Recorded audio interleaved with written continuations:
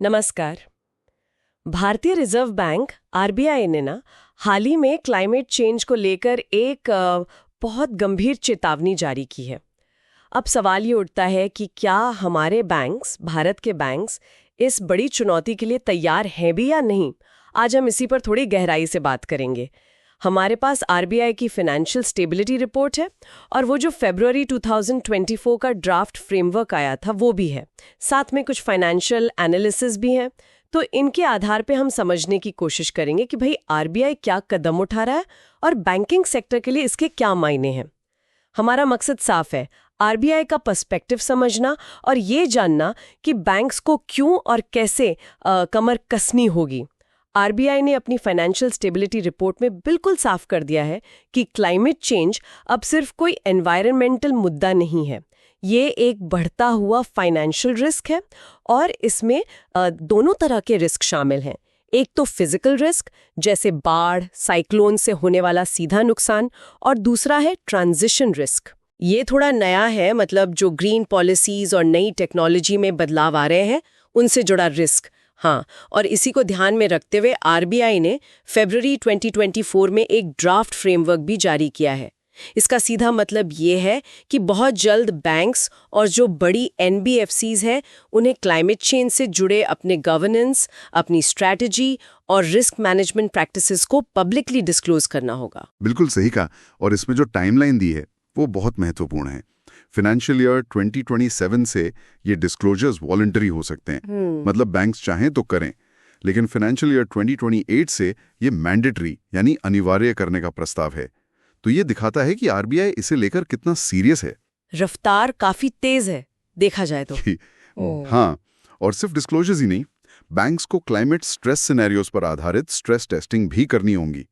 मतलब उन्हें ये देखना होगा कि अगर क्लाइमेट चेंज से जुड़े कोई बड़े झटके लगते हैं, जैसे मान लीजिए अचानक कार्बन टैक्स बढ़ जाए या कोई बहुत बड़ी मौसम की आपदा आ जाए, तो वो उसे झेल पाएंगे या नहीं। अच्छा, मतलब सिनेरियोज बनाकर टेस्ट करना होगा, जैसे एक्सट्रीम वेदर इवेंट्स। जी हाँ, एक्सट्रीम वेदर इवेंट्स और कार्बन ट्रांजिशन पाथवेज यानी लो कार्बन इकोनॉमी की तरफ जाने के अलग अलग रास्ते, इन सब को ध्यान में रखकर। और एक और बड़ी बात, बोरोवर्स के कार्बन एमिशंस को ट्रैक करना और रिपोर्ट करना भी जरूरी होगा।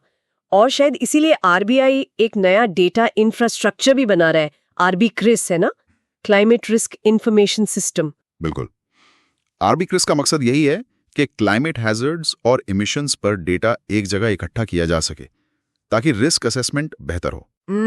हाँ, और ये सब इसलिए इतना अहम है क्योंकि आरबीआई को जो बड़े अधिकारी हैं जैसे डेप्यूटी गवर्नर राव, वो बार बार इस बात पे जोर दे रहे हैं कि भाई क्लाइमेट चेंज की वजह से बोरोवर्स की लागत बढ़ रही है। सोचिए, फ्यूल महंगा हो रहा है, फसलों का नुकसान हो रहा है, इंफ्रास्ट्रक्चर डैमेज हो रहा है, तो इसका सीधा असर क्या होगा?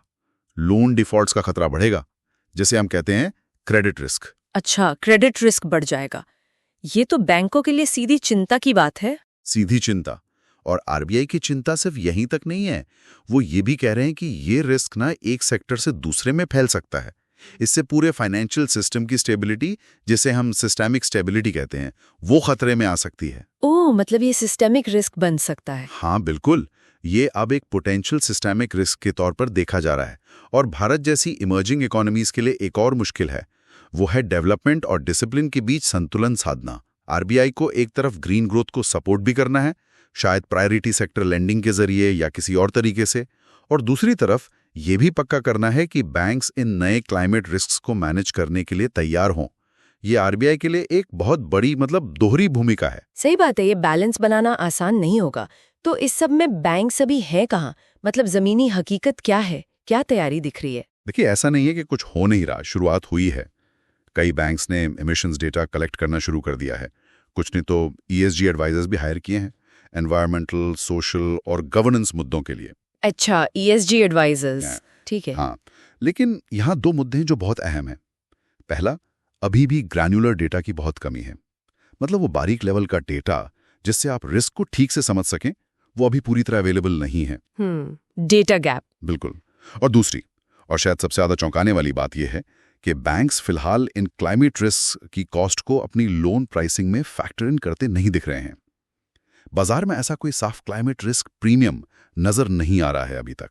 क्या बात कर रहे हो? मतलब रिस्क बढ़ रहा है, आरबीआई चेता रहा है, पर लोन्स की कीमत में वो रिफ्लेक्ट नहीं हो रहा। हाँ, मोटे तौर पे अभी यही स्थिति है।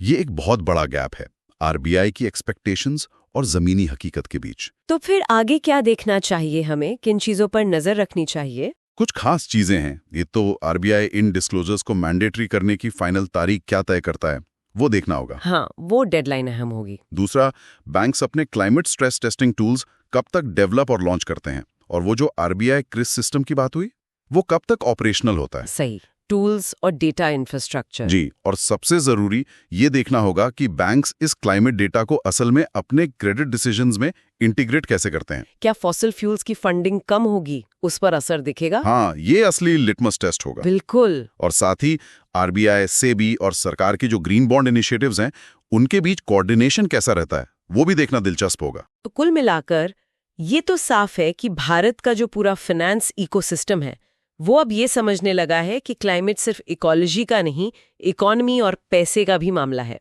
आरबीआई ने तो कड़े संकेत दे दिए हैं, रूल्स भी बन रहे हैं, लेकिन असली परीक्षा अब शुरू होगी कि बैंक्स इस क्लाइमेट रिस्क को कितनी गहराई से अपने कोर ऑपरेशंस का हिस्सा बनाते हैं। एकदम सही काम। और यहाँ एक सवाल सोचने के लिए छोड़ जाते हैं कि कितनी जल्दी ये क्लाइमेट रिस्क असल में लोन प्राइसिंग को अफेक्ट करना शुरू करेगा। क्या ये अगले साल होगा या 5 साल लगेंगे? और क्या सरकार की फिस्कल पॉलिसी आरबीआई के इन ग्रीन फाइनेंस एम्बिशंस के साथ कदम से कदम मिलाकर चल पाएगी? ये देखना बहुत महत्वपूर्ण होगा। बिल्कुल, ये बड़े सवाल है। चलिए, आज के लिए इतना ही। उम्मीद है आपको ये चर्चा जानकारी पूर्ण लगी होगी। अगर हाँ, तो इसे लाइक जरूर करें, अपने दोस्तों के साथ शेयर करें, और हाँ, हमारे चैनल को सब्सक्राइब करना बिल्कुल ना भूलें। अगली बार फिर मिलेंगे एक और अहम विषय पर चर्चा के साथ। धन्यवाद।